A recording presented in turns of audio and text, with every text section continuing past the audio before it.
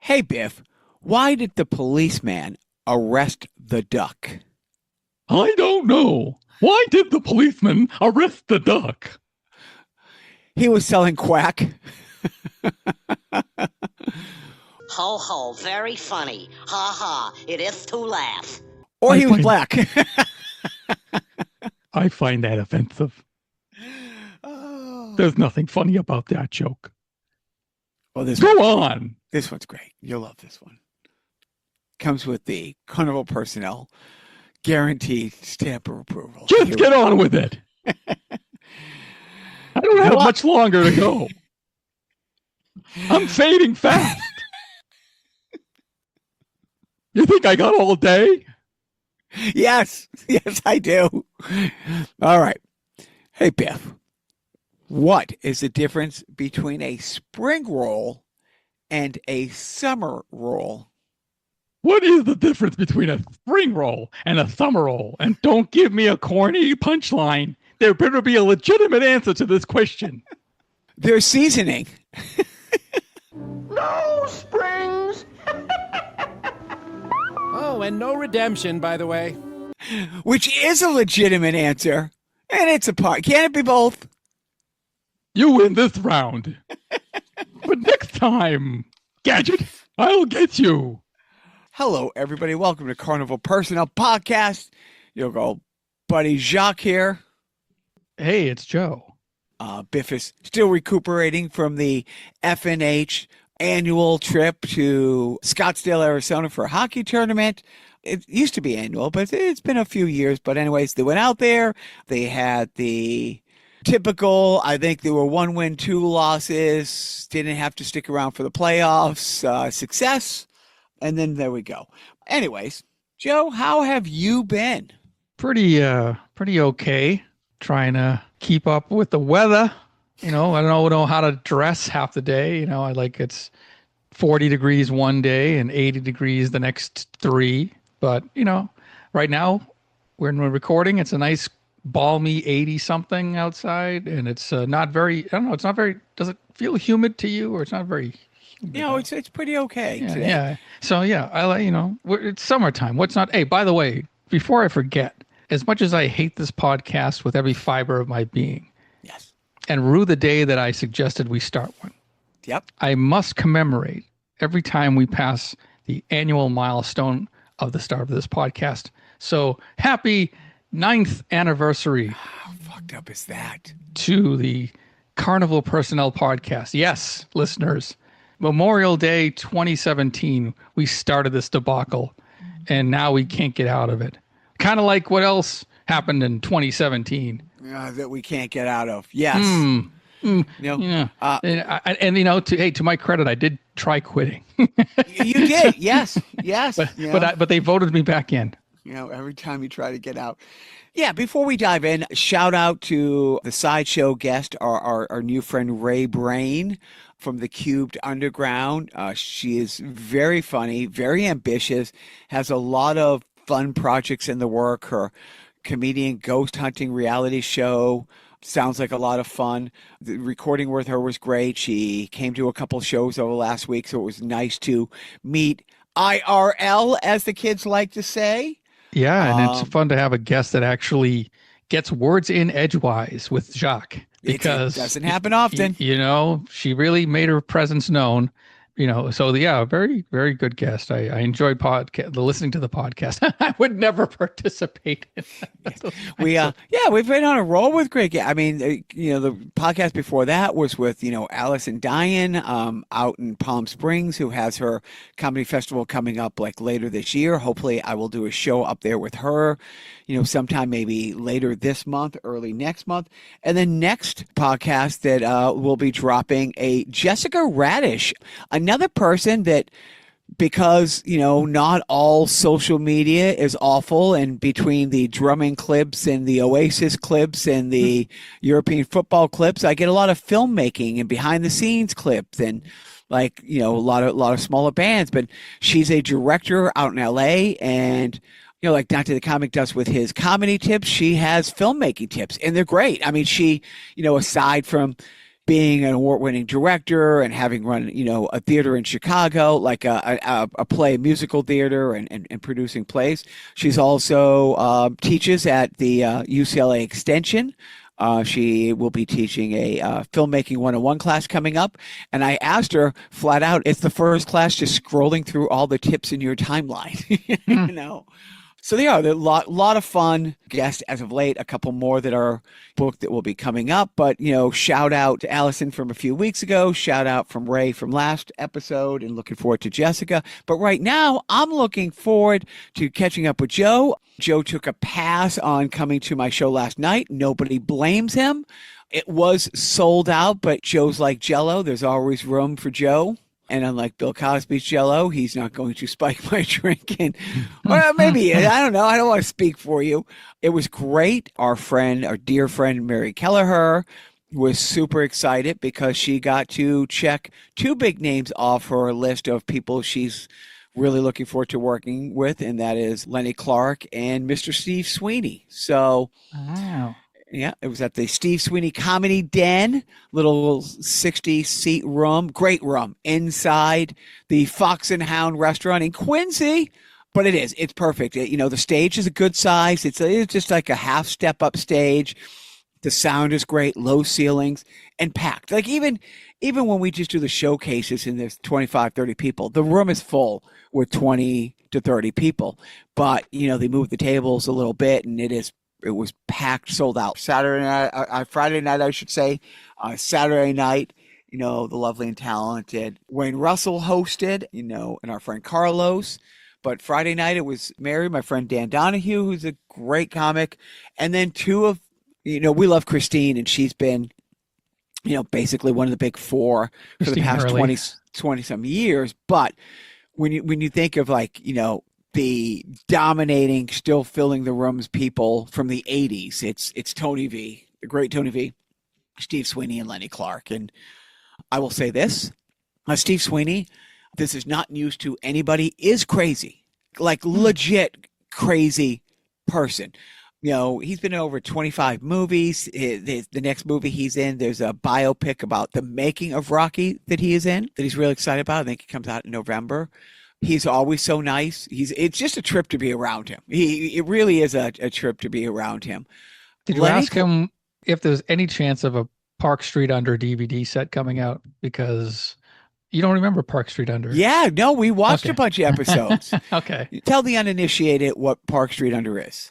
It was a locally produced sitcom on Channel 5 here in Boston around 1979. And it starred Steve Sweeney as an Italian owner of a pub that was kind of like Cheers. And this was pre-Cheers, but it was, I guess, kind of like the Bull and Finch, where it was like they had a lot of these underground kind of bars to model after. And Park Street Under was a sitcom based on a fictional pub that Steve Sweeney ran. It needed some punching up. I don't think he wrote all the material. I think he was just a gun for hire, but it needed punching up, but it was 60% Cheers. Like Cheers was it didn't rip it off, but you can draw parallels. But Sweeney is a nice guy, and yeah, that was a fun show because we watched a couple episodes one of the nights you came over. I got to say this: I don't know a nicer guy when he gets to the club than Lenny Clarke. He works a room and he shakes hands and he kisses babies and he will. What the fuck are babies doing at these clubs? Joe, get a babysitter. I know times are tough, but just don't go to the comedy show then, or don't have kids. Yeah, so he's so nice. He really is. And then he gets on stage, and what a racist fucking piece of shit. Yeah, you heard it here first. I don't care if anybody hears this podcast, sends it to him. Dude, just grotesque. And I felt that the last time I worked with him, and I'm like, I don't think I'm going to work with him again. And then when I got the opportunity to, I said to management, I said, you know what? I'm going to use this opportunity to do some of my political stuff that leans the other way and not the hating everybody. But man, he did 10 minutes on how Congresswoman Omar from Minnesota is a Somali pirate. I'm not kidding. She's a pirate. I'm not being funny. She's a pirate. She's here to kill people. She hates America. She's a disgrace. She's disgusting. She's brought over all these other Somalian pirates. I went to the Super Bowl out there, and every time I got into an Uber, they would yell at me that, I'm the captain now. That was the big payoff. And he kept saying, I'm not kidding. She really hates America. For 10 minutes of that, a good 10 minutes about how trans women, are going to rape kids in bathrooms. Hilarious. And it's not fair that they're doing sports, especially swimming, especially trans women doing sports, because they have that extra paddle they can use. Mm-hmm. Right. So I didn't hold up the laugh signs because Joe didn't know where and then a good 10-minute rant on how much he loves billionaires, how he has 5 billionaires in his phone, how the reason you don't like billionaires is you're too stupid to be rich enough to know a billionaire. But if you knew a billionaire and you knew how much fun it is hanging out with billionaires, then you would shut the fuck up because they are the greatest people on earth and we're lucky to have them. He's doing an ironic Dice Clay kind of character, Nope. Maybe, Nope. did he come out like, with a big leather jacket, smoking? No. Nope. All into how much, you people hate John Henry because Red Sox aren't doing good, but they never won a World Series before he's here. And he has a pants pressing machine in the owner's box up there. And I don't want to even go to the Red Sox. They suck anymore. But I know John Henry has a pants pressing guy to run the pants pressing machine in the thing. And then he was like, last time I was there, Steve Martin was there. And then Bill Belichick called and wanted me to come there. It's like, name dropping name, we're just fine. He knows his people. He's on a legit show. He's on a show on Hulu now. There's a star-studded cast. He does, a few episodes on that. It's on Amazon Prime. I'm forgetting what it's called. But it was 40 minutes of anti-trans, anti-Muslim, anti-Omar, pro-billionaires, and liberal use of the R word. Right. So he'll be getting Byron Allen's slot next year as a late night host.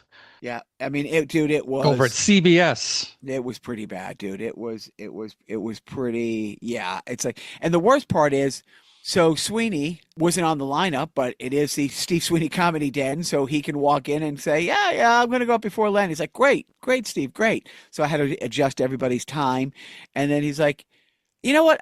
You're hosting Jax, right? Yeah. Because so yeah, you do this, blah blah blah. But I think after you introduce me, I'm going to bring up Lenny, which is like a bummer because that's when I wanted to save a little time and do my anti-immigration routine, my anti-trans routine. But I didn't get a chance to do that. But it was a fun night. My last show before my oldest son and I hit the road. By the time this drops, we'll probably be 8-ish hours into the trip, maybe 6 hours into the trip. Going to leave late afternoon tomorrow, early evening Sunday, planning to drive straight through so he can spend Thursday and Friday looking at a couple community colleges. And you were right the first time. Pretty much. No. So now that he's got a driver's license, you can now legally switch, sides. You take turns driving. Drinking, but yes. Oh yes, yeah.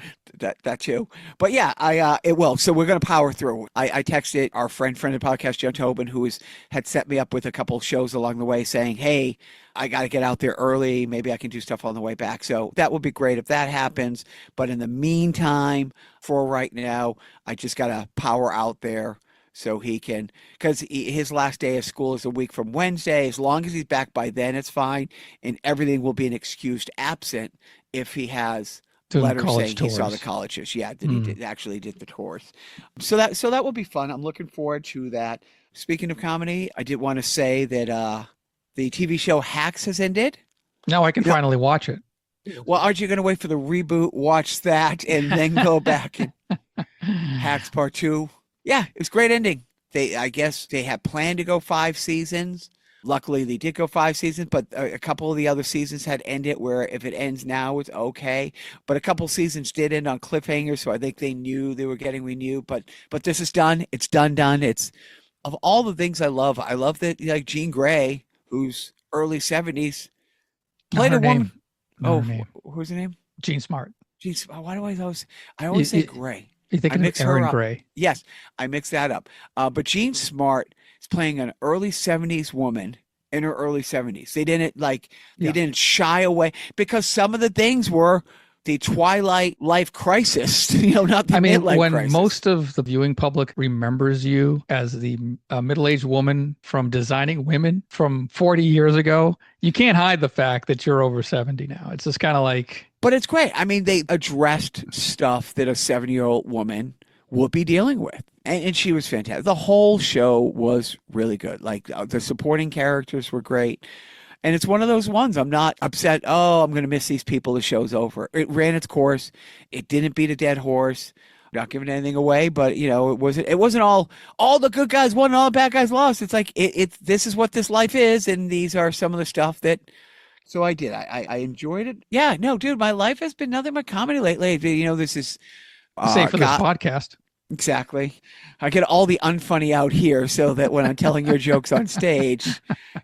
But yeah, full disclosure, I haven't written a joke for you in 3 years. And God knows I've tried. I send you all the stuff. I'm like, would you take this pile of crap and would you polish the turd for me, please? I think I got to turn off my unfunny filter on my email because that's what's on. You see, because the jokes are not jokes. I kid. It's been so much comedy lately. The guy Tank, who's going to come on the podcast soon. He's been running lots of shows in Central Mass, and dude, I'll say this, he's giving it his college all. I did a competition showcase, not knowing it was a competition showcase. I was bringing a couple of comedy students down because I know I can get them time on his show, get them a little longer sets. And he's like, oh, well, this is night 3 of the preliminary rounds of this if you want to go to a set. So I did. It was fun. I'll say this. I mean, I don't know if it's because it's Central Mass that he's around Worcester, but, and a couple people came from Western Mass. But it was nice to see a diversity in the comedians and the crowd. I really did like that. I mean, it's primarily pieces of shit that look like me, but I got to work with my friend Terrence, Terrence McCormick. When I called him the Black Anthony Jeselnik 3 years ago, nobody has made a person happier than when I said that, Terrence McCormick on the socials. He's a horrible person. He is horribly funny. He's great. Like, he's one. I'm not doing his material that you don't see online, but one of his things, I love it. I got a God complex. A guy named Joseph is raising my son. And you don't know a comedian who loves oh my God, or a groan, a loud audible gasp. He wants that more than the laugh. Like, the other 4 people are going to make you laugh. I'm going to make you question your life decisions that brought you here today. But in a really funny way, he's like, he's great. He wants the genuine reaction, no matter. He really does. But positive or negative. How excited he gets when somebody is aghast, like one of those. If he gets one of those, he lights up like a Christmas tree. He points and he will literally start jumping up and down with pure excitement. And then it's like, if you didn't like that, I mean, just get the wrench and ratchet this out. Let's turn this knob here and, just let the floodgates open, And speaking of some comedy gold, my faithful follower on Instagram, will you be in a treat in a few weeks? I told Joe recently, this past week, found some DVDs that I was specifically looking for, a notable TV appearance with my old band on a sports talk show. They literally set us up in the newsroom behind the glass of a sports talk show. When I was profiled on the long-running beloved show Chronicle. But I found it will be 30 years, and I only know that because the disc says June 30th, 1996, Jacques at the Ice House. Yep. Yeah. Dude, it's a red letter date in the history of comedy. Yeah, yes, if you can Wikipedia, look this up. The day comedy died. I think actually Andrew Dice Clay did an album called The Day the Laughter Died. So he already trademarked that event. Yeah, well, now that you say that, I'm going to have to see when that album was coming out because he might have stolen my pen. Oh, dude, it is awful. Not even awful some. You stopped short of awful some. No, I was going to say awful some, but I'm going to go with awful all. Awful all. Yeah. Now, look, some of the stuff actually ports over, holds up. But a lot of it, like it's when I had first got out to LA and didn't know anybody and was just doing this out of sheer boredom. I had been doing stand up maybe a month and somebody's like, hey, I'm going to put you on the showcase. So I'm going from doing a 5-minute set to like literally it was an 8-9 minute set at the Ice House. I did this bit and it was out of nerves. It was completely out of nerves. I would tune a guitar as if I'm going to sing a song and then just put the guitar away halfway through the set. And then people would ask me early, it's like, did you have a guitar? Did you sing a song? It's like, it was that bad. You don't even remember? It's like, you know what I mean? But Yes. And then flash forward almost 30 years, this guy, Colin Ferguson, who moved to Chicago, really funny kid, really, really funny kid. He had in a similar bit one night and I'm like, oh my God, I need to find that disc. And when I post it, I will call and tag him and say, yep. I have short hair because for a very little time, the one person I knew in the town, his mom had an agency and got me a bunch of auditions. And dude, I cut my hair to do an audition for a promo for Hanging with Mr. Cooper. Not even an episode of Mr. Cooper. What were you, like a substitute teacher or something? Like what was the And yeah, it was like I was going for the role, token white guy. I was a token white guy in the audition room for Hanging with Mr. Cooper audition, 1996. And it was weird. I had forgotten that. And I think I'm wearing a shirt that I think, oh, comics would wear this kind of shirt. I mean, it was, dude, it's. Oh man, you immediately sold yourself out. On the way to Los Angeles, you were like transmogrifying from the Jacques that you created here and everybody loved to a complete average nobody. Dude, when you sell something, isn't there an exchange of money? Right, that's true. Yes. Yeah, you gave out. And in fact, that cost me money that day because honestly, just before I go on, it was like $10 2-drink minimum. And my friend Ross refused to order a drink. That I didn't know this was going on. And then the person running the show came back and said, your friend has to leave because they didn't have unsweetened iced tea. And this was before the craze of, well, he'll just order a couple bottles of water. Right. Oh. So I remember it's like, I'll buy 2 beers for him. Just put them on the table. I'll drink them when I get off stage, Right. And give me 3 beers now because I'm about to, go on stage. Yeah. Because look, I'm not a professional killer. And if I was about to stab comedy in the back, I had to get a little liquid courage going. Yes, no, it is not awful, Sim. It is awful all. But I will be posting that. But I did, look, I've shot a bunch of stuff I haven't posted. And it's funny because I've lost some weight since a couple of these clips that I shot a year ago that I forgot when I'm like, oh, I'm going to do social media stuff. And then I forgot. But I posted this one Star Wars clip this past week. Got a lot of, not a lot of engagement, but got some engagement on it. And it was fun and it was stupid. It was me being stupid. Like it was me, really it was me, stretching yourself there. Right. Play to your strengths, right. What Right. Tell the Star Wars stories that people know.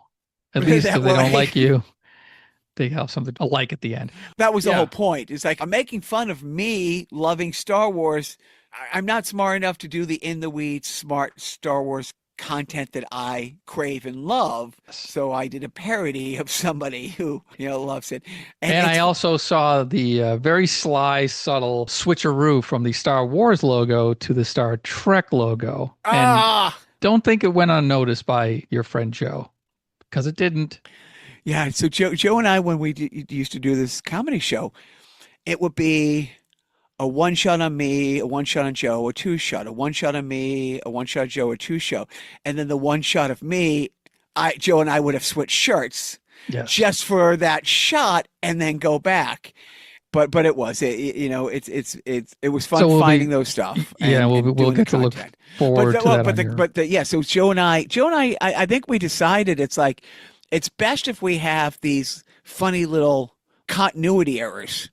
So when we actually make a continuity error, people will assume, oh, there's just Jacques and Joe doing their Jacques and Joe thing again.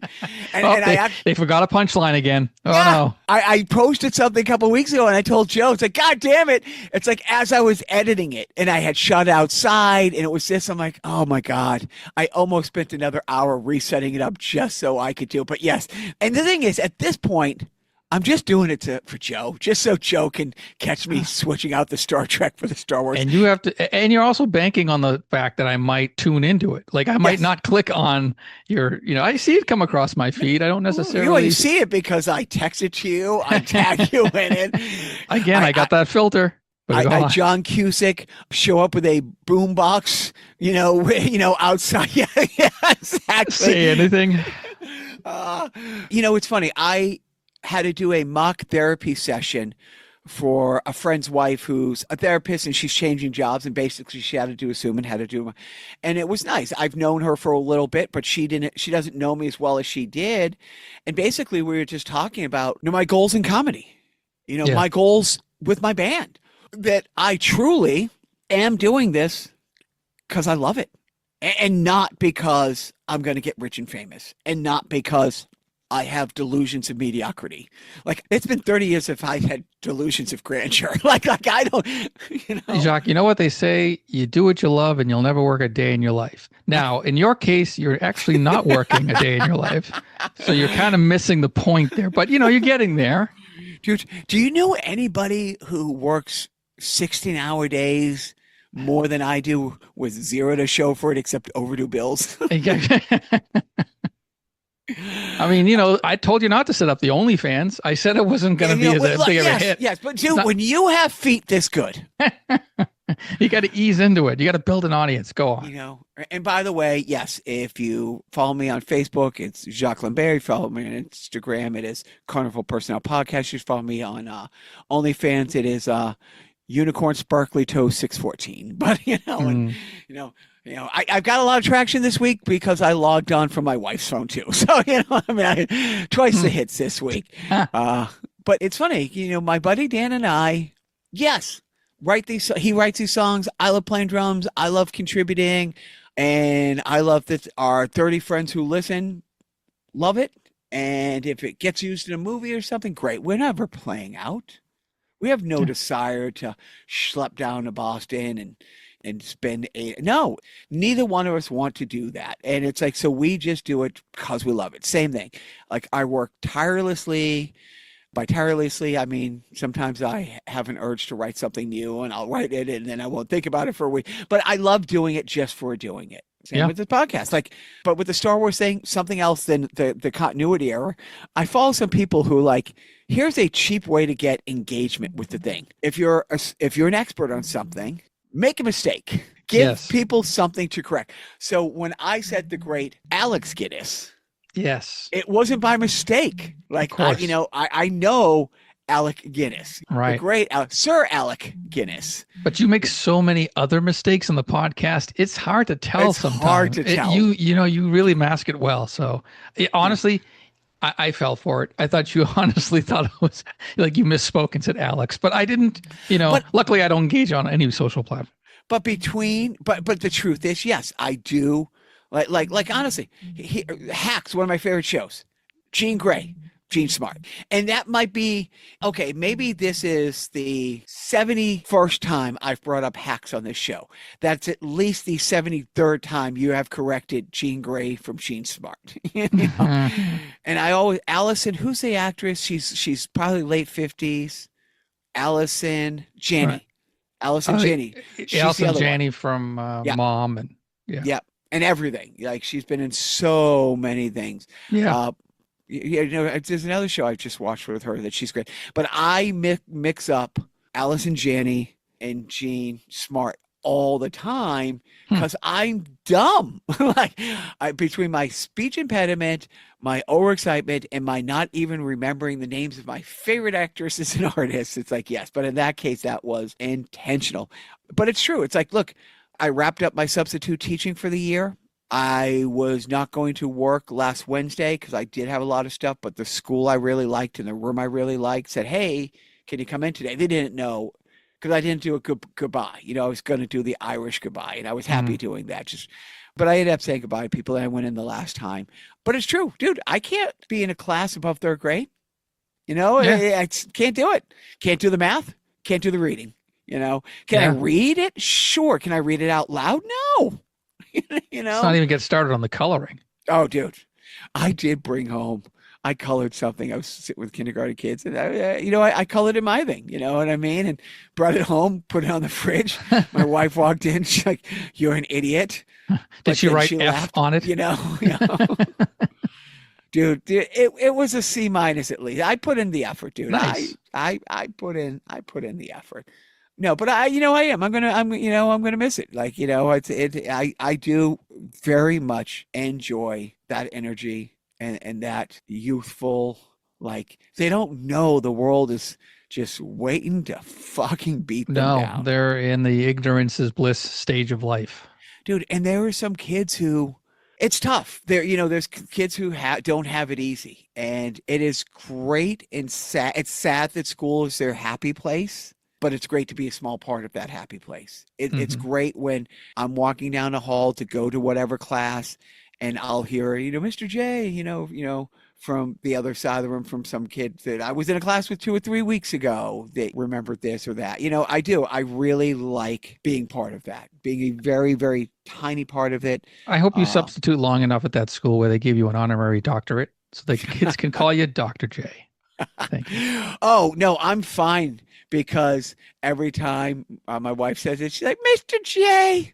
That's Harlequin. Oh, you're right. Yes. We go that route, but Dr. J works too, I mean, but it is. Yeah, well, it's nice. It's sweet and it's good. And you know what? Mr. Rogers always said his advice from his grandmother was always look for the helpers, right? Yeah. And you are the helper. So it's funny. I joke about that with some of the teachers. It's like, I don't think there's anyone who listens to the podcast who doesn't know what I look like. And the fact that I'm the safe person that strange kids will run up to and hug. You know what I mean? It's like everything about me on the exterior screams stranger danger. You know what I mean? It's a Harvey Dahmer Weinstein. It's like... I don't have the chain wallet with the keys to a windowless van, but I sure give off the vibe that I left those at home by mistake. But you know what, Joe? What I talked about hacks. What are you watching over there in Chateau Joe? Well, we have a new family show that we're watching, probably because one member of our family worked on the show. It's called Widow's Bay. It's on Apple TV, and it stars Matthew Rhys as a kind of a newish mayor to this like Martha's Vineyard type of island town off of Massachusetts. He's trying to bring tourism back to the island because a lot of people think the island is cursed, see? And turns out it is. It is so it drops once a week, and they got I think 2 more episodes left. But it's good. It's a horror comedy. So it's like a 40-minute episode length. So they're not drawn out. It's actually number 1 on the Apple TV chart. I say take a watch, because every episode has some sort of reference or homage to a previous horror trope genre that's great. Type deal. So, but it also has a very cool lore.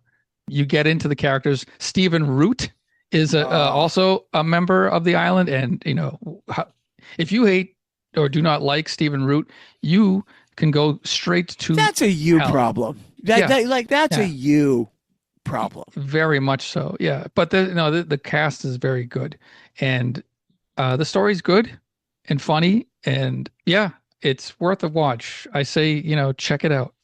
That's what I've been watching with my family. Because you know what? I saw that the other day, and I'm like, somebody told me to watch this, but I couldn't remember where the recommendation came from. So I will definitely check out Window Bay. No, don't check out Window Bay, because it's called Widow's Bay. Widow's Bay. I called it Window Bay too. That's okay. Was it the mayor from Jaws trying to get tourism back down there? Yes, there's definitely a Jaws influence, but there's also you'll see things like, okay, that reminds me of this. That reminds me of that. That's Fantastic. what they're going for. I'm all in. But it's not it's not gratuitous to the point where it distracts from the story. It all makes sense. Does it insist upon itself? No, Okay. it does not. That's the good part. You following anything in sport? Let's see. I know the Knicks are like 13 games straight winners in the playoffs, and they're just red freaking hot. I know that Mayor Mamdani has been going to the games. And then I guess somebody else in politics said they were going to a couple of games. We'll see. We'll see if that person attends. So Mamdani, who, by the way, he's getting shit done. Yeah. I mean, getting like. Well, so like, is Trump, but like, he's no, that's literal shit. No, Joe, the shit he's getting done is us as a democracy. Yes. We're done. We are done. But like Mm. Mamdani, like he has filled 1 million potholes. Like something insane. Like it's like, and they've all had these things before. And it's funny because I saw a comedian. It's like, so we always thought it's like, oh, this person's going to get in there, and then they get in there and it's like, oh, it's harder than I thought. Oh, well, it's like, it turns out there's just a button you can press. And Mamdani just, and maybe he wasn't supposed to press the get shit done button, but he did sign an executive order. I don't know if it's going to work their way through the court systems for the Knicks in the finals. He abolished bedtime. Oh, yes. And he signed this with a bunch of like 7-year-olds in the office. And it's like, you know what? Yes. That's fun. The PR mayor stuff that he's supposed to be doing on top of the actual. On top of getting shit done. Getting stuff done. Yes. But it is great to see that. I don't follow basketball at all, but all the content creators, it's like, here's the worst thing. It's like the Knicks fans were insufferable when they didn't make the playoffs for 30 years. like this is. And then I saw that the Stanley Cup final is going on, and I don't even know how that's going. I know the Golden Knights, were they up? I don't know. The only thing I know is I looked up at the gym and I saw that it's the Golden Knights, and I want to say the Hurricane, or as I like to always call them, the Hartford Whalers. They will always be, the forever 500 Hartford Whalers. But for me, when the sport that I follow, Champions League, the finals, Arsenal and PSG, Paris Saint-Germain, was last Sunday, and of all the things that people don't like about football, soccer, most of it is based on you're just dumb. People who think that hockey is all brawls. It's like, oh, that's because you haven't seen a game in the last 40 years and you cannot believe the speed and the grace. And yeah, there's tough guys that's pushing and shoving. There's almost no fighting, as there shouldn't be, because they all have face masks on now. Like, It's now about as smart to fight in hockey as it is in the NFL. Yeah. But my one issue is if you go back and look at the final game of the World Cup, the last, it's every 4 years. I'm going to say maybe 3 of the last 5 World Cups came down in penalty kicks. So same thing, the Champions League.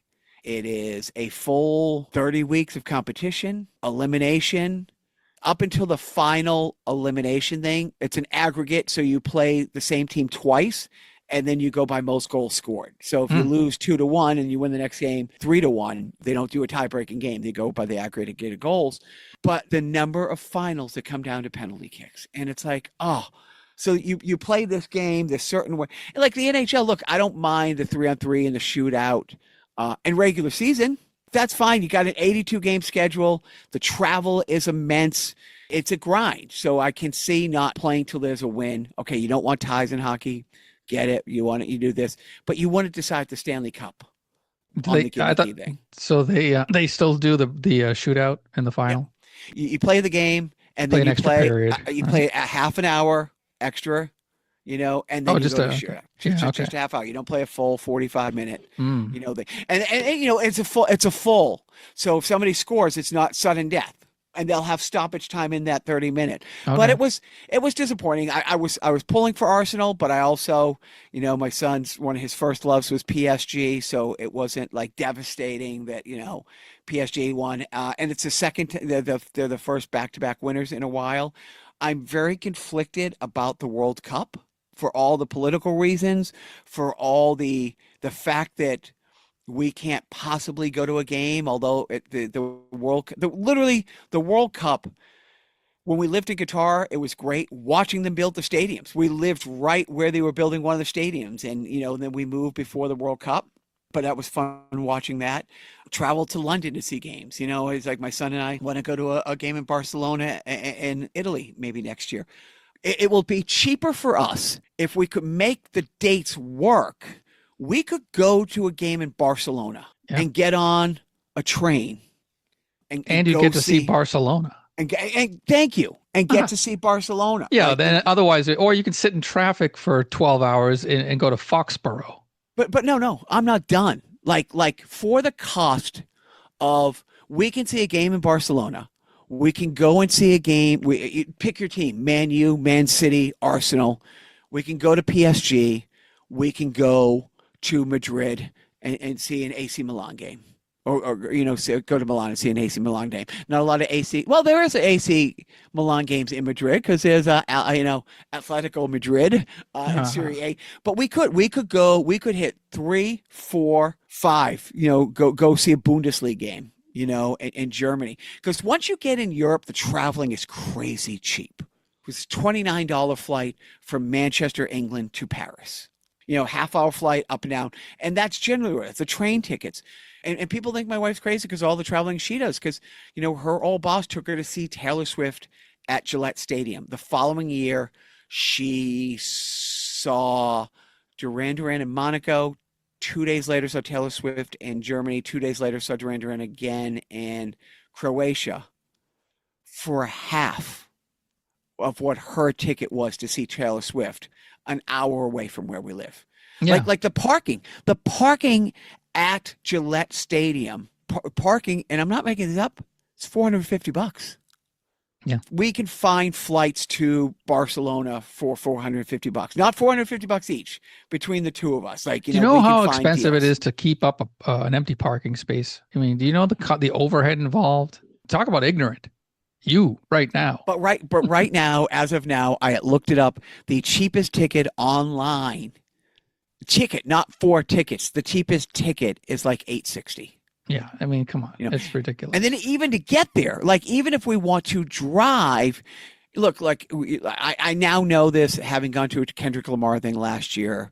Like if you pay in the parking lot, you can pay $100 to park, and you can be out of the paid parking lot in 45 minutes. The free parking lot that we parked at, it took 3.5 hours to get out of the parking lot. So that's why if you go to a game, people 2 miles away rent out their front lawn for $20. You can park in my driveway for $25 and walk 2 miles. And people do that. And you can walk back to your car, and the time it takes you to get out of the parking lot to then sit in traffic for another hour to get to the highway. So, but even public transportation, they've doubled. And you have to have a ticket to get on. And there's no tailgating. They've done away with tailgating. Didn't they backtrack that or no? Philadelphia said, fuck you. Tailgating is part of our culture if you want to play here, because it's a municipal parking lot. Yeah. So the city oversees their parking lot. So they have these fan experiences that aren't part of the ticket. So when I've done celebrity procurement stuff, when I brought a band to do an NFL game or a singer to do a halftime performance, that's added value.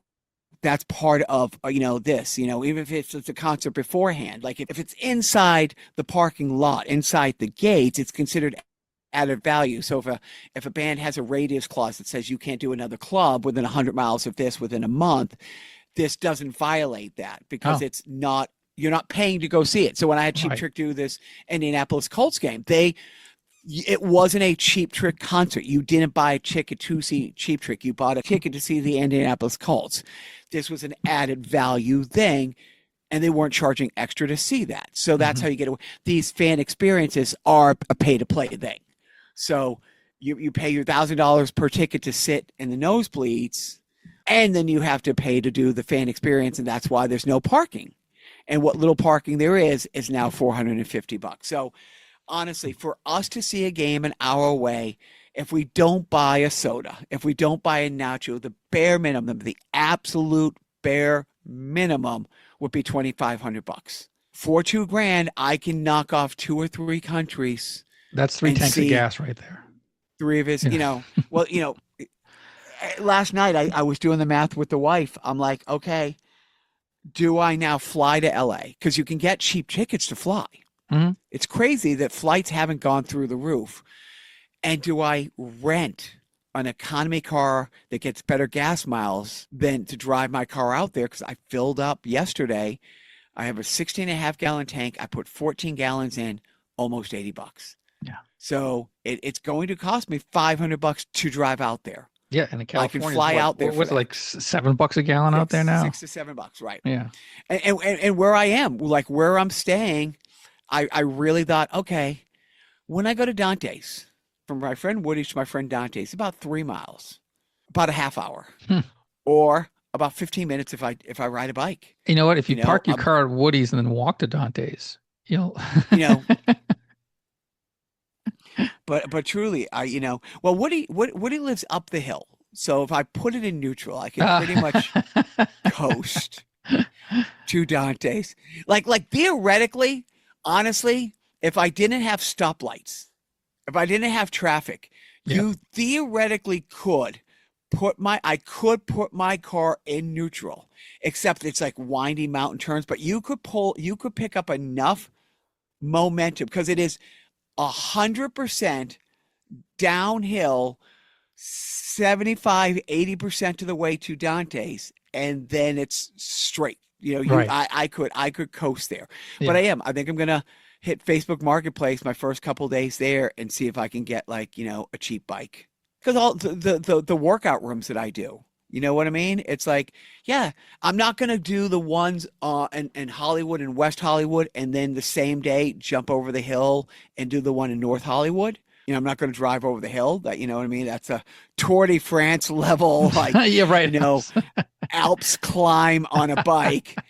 Have I lost weight? Yes. Am I in good shape? Okay. Am I still mid-50s? And I would die. Yes, right. Yes. So I thought about it. It's like, and those workout bikes, I usually go from room to room. It's like, you know what? I'll stay here and I'll do 3 hours at this room.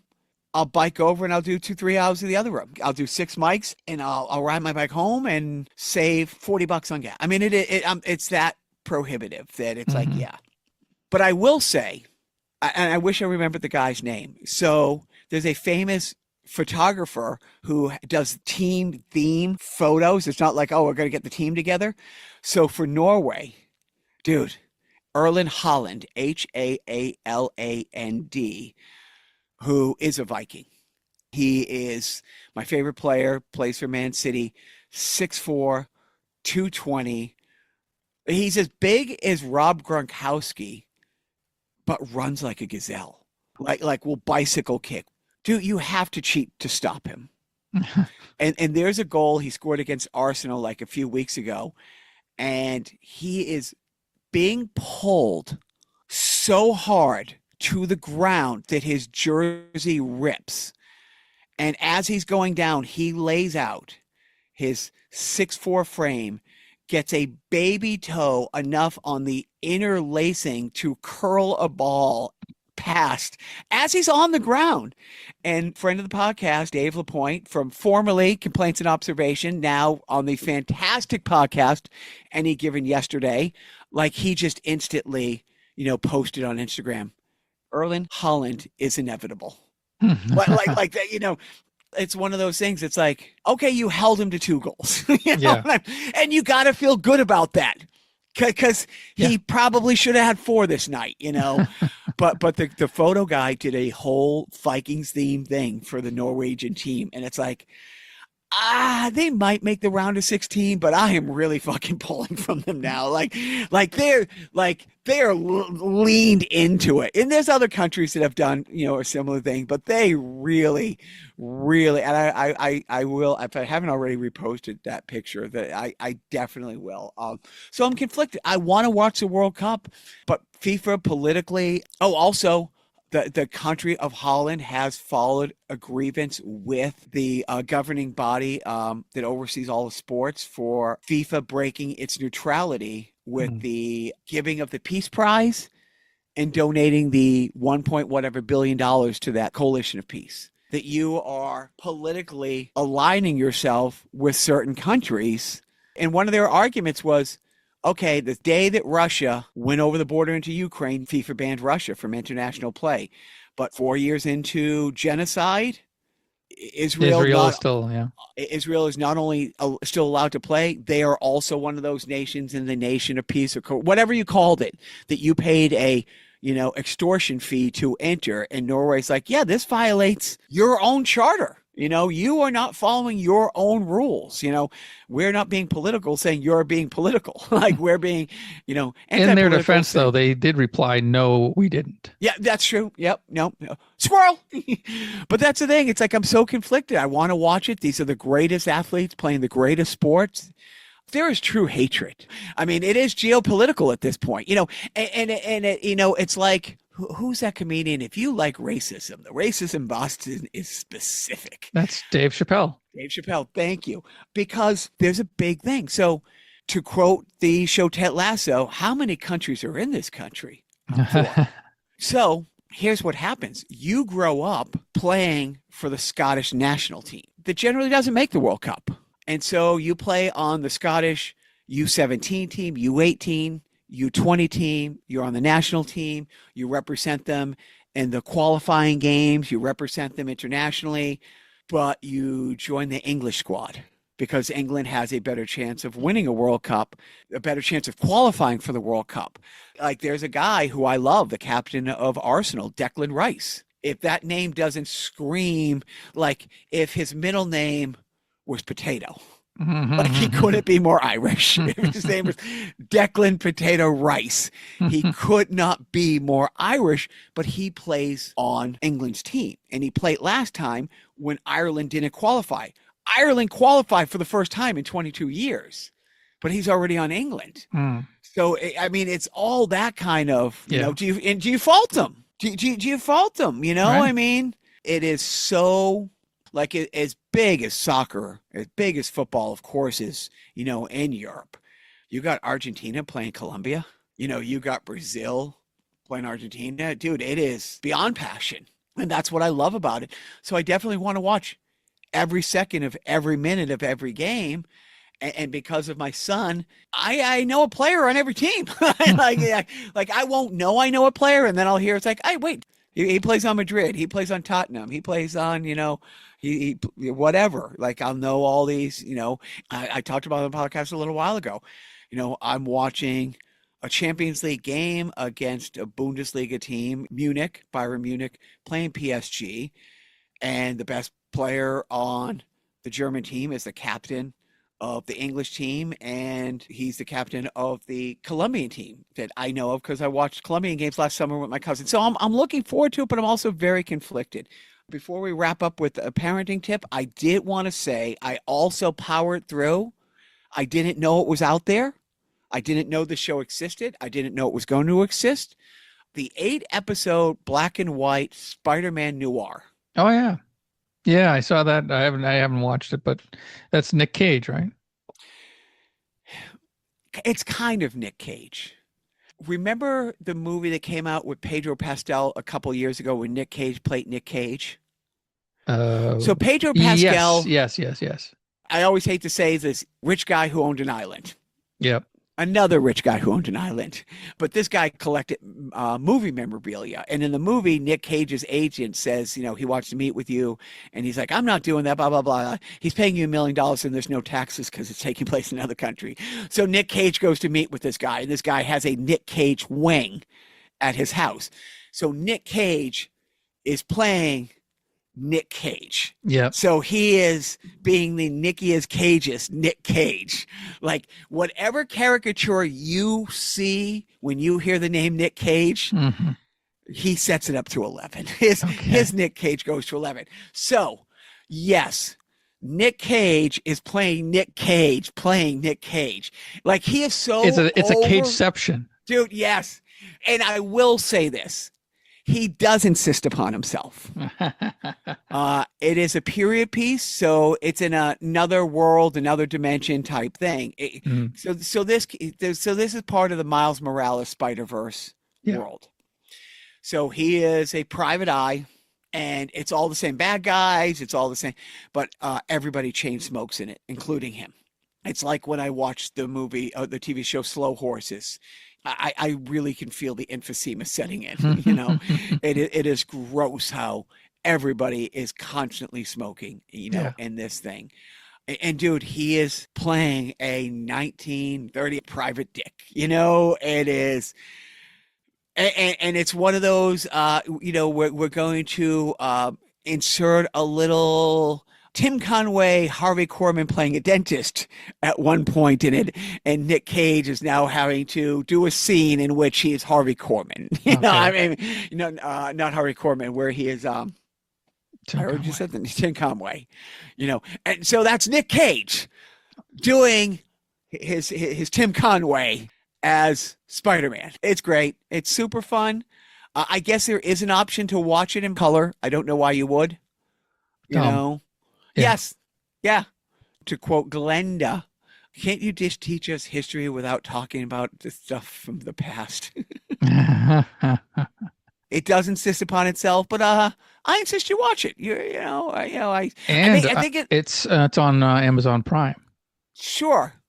Or That's what I watched somebody's it. Plex. That's where I watched it. With your management, it's one of those things, not in a wheelhouse, but the costuming is great. A lot of practical sets. I think they're practical sets, but when you saw how the Mandalorian was shot in that big round room, and you're like, holy shit. Right. Are you fucking kidding me? And that technology is outdated now. Right. That was 4 years ago.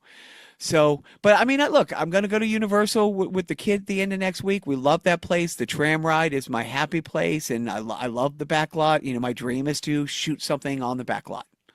I want to have, honestly, if Remley moves forward, I will put him on something that requires us to do the shooting of a show on the back lot, just to have the just on my deathbed to say, yep, I did that tram ride. I always wanted to do this, and now I did.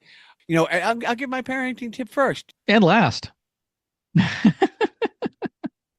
No, you're going to go after me, but I'm just going to say the mistakes I've made as a parent would fill Gillette Stadium, would fill Boston Stadium. Thank you. 10 times over. I believe had I been a special need elementary school substitute teacher for a few months before I became a dad, I would have only filled Boston Stadium 8 times. I would have been a phenomenally better dad, but I would have made mistakes. I was going to say there's no book on it. There's tons of books on it. And they're all right and they're all wrong at the same time. But I will say, and this is a serious tip, and I never do that, but my window of my son wanting to drive cross country with me isn't going to be there much longer. And the opportunity for him to get a trip in before, because he's going to work full time this summer as a lifeguard, which is great. The pool's only open 7 weeks. And so, it didn't look like there was an LA trip in the cards for him. But then when he talked to his advisor and they're like, you're a junior, you haven't seen colleges. And it's like, they're excused absences. So he could go out in this window. I had a chance to go and do a bunch of clubs, and I was really looking forward to doing 3 or 4 club dates across, there, Chicago, Detroit, see a friend here, see a friend there. But it doesn't matter. None of that matters. Those clubs are going to be there or they're not going to be there. I might never get to do a show in Detroit. And that doesn't fucking matter at all. The fact that this window is shutting with this absolute wonderful, sweet, beautiful, almost 19-year-old man who wants to spend time with me. Like, don't miss any of it. And any of it. Whatever shit you have going on. Whatever minor thing they have in their life supersedes whatever big thing you have in your life. And that is coming from the point of view when you're on hospice and you're looking back at, did I really have to take that show in Detroit? I mean, sure, it looked good when I posted it, and I could now say I've done shows on the road. I can now kind of flex it, I have this contact who can get me in these different places. Or I can be one-on-one with one of the 4, including Joe, 5 Biff, 6 John Hunt, 7 John Taylor, 8 Dan Cray. Important people in my life. Like there's 20 people, but there's 3 main people, 2 really main people, because management doesn't need me to go on a whole trips with her, but this is a parenting tip. It's not a husband tip. So my parenting tip is, if it's important to them, it's better fucking be important to you.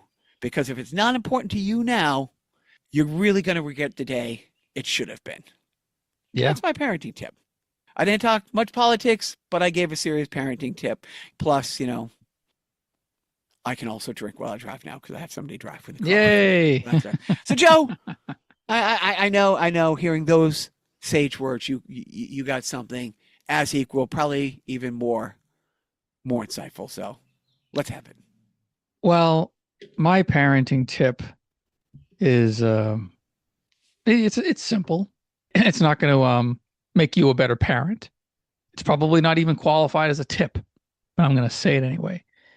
When you have some downtime and you're with your now adult children who are still with you for some unknown reason or known, and you want to just hang out and watch TV, make sure that you watch TV that you grew up with, not what they grew up with, so that you can teach them history, context. Because kids today, they don't know context. They don't know from the before times, before the internet.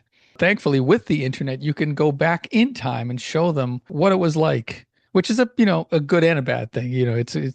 It kind of makes them feel shittier about their current state of affairs, because it's like, well, we had it a little bit better, kind of, but watch things with them that you can give them some context, so that when they see something referenced in a current work of art or a current video or whatever they're, experiencing, they can get the references. And also, like, if you're watching say you're watching like an old, I don't know, I'll pull it out of my ass, an episode of America's Funniest People from 1990, which was the America's Funniest Videos spinoff, which was shown on ABC on Sunday nights.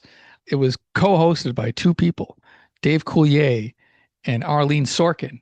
You can point to that woman and say, that woman was the original voice and the inspiration for Harley Quinn.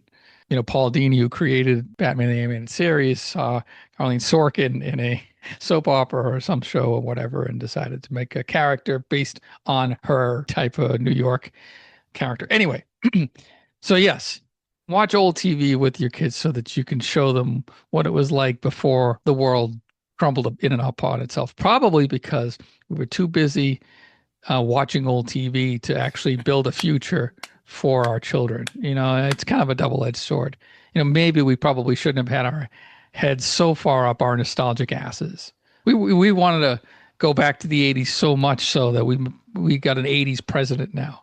We're doing things that we stopped doing in the 80s and are now doing again because, the people that run the country and the world like that sort of thing. So my tip is watch old TV so that you can explain. And also, like, if you can watch it, I got to, you show a clip to your youngsters about Mr. Rogers, for example, pleading to Congress to save PBS in 1969. That was, très bien. And by the way, Mr. Rogers has now Mr. Rogers' Neighborhood has a YouTube channel, and they're just posting like full episodes up there. So that's good. So yeah, you get to watch. That's some, good stuff. So if you're really regressing as an adult and you want to go way back into your childhood and remember what it was like to have compassion and kindness and caring and sympathy and all of that stuff, you can watch a couple of episodes of Mr. Rogers' Neighborhood and go, oh yes. So Mr. Rogers, he touched many lives. And like I said, you look for the helpers, start there. And then, you yourself become the helper by helping your children, help them learn about the old times. That's all. That's the end of the show. Thank you for listening, Jacques. Have a safe trip, only because you're with your son. If you were alone or with Biff, I couldn't give 2 shits. Just plow it right into the side of a bridge abutment. I don't. Yep.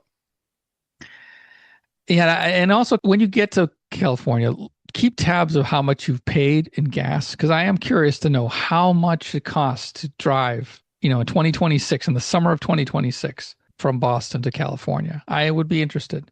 And, I assume you're going in a straight line. You're not going to make too many stops. I do implore you, look for a bridge when you cross the Mississippi. Just like that's, my road trip tip for you is cross bridges instead of driving through the river. Unless you're Mr. Magoo, because he could he could pull that off no problem. Road hog. Oh, Magoo, you've done it again. I used to be able to do voices kind of. Now I got like this weird raspy thing going with my voice. I don't know what's going. I'm developing this sort of weird like vocal fry. It's not good. I don't like it. I don't like it one bit. I'm not exercising so much that I don't even exercise my voice well enough to get rid of this scratchiness. And you, the listener, benefit so much from listening to me, do that. Yeah, that's all. Enjoy the next couple of weeks without us. You'll hear Jacques next week with the podcast with the guest Jessica Reddish, and maybe Biff will join us the next time we're together. And maybe you will be in the presence of Biff. Probably not, because logistically, unless you bring you're not bringing the board. Yeah, this is a solid business. You're going there for a purpose. Don't forget to come back. That sometimes that could have, it's a possibility you could get out there and be sucked in by the all the sights and sounds and memories of happiness when you were living out there for the past 30 years, or 25 years. Was it 20? Yeah, you went to 95, and then about 20 or so years.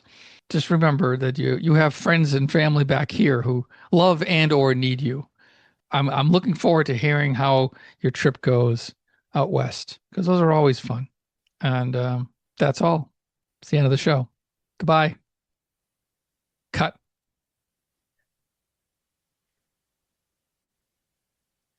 Oh, don't forget,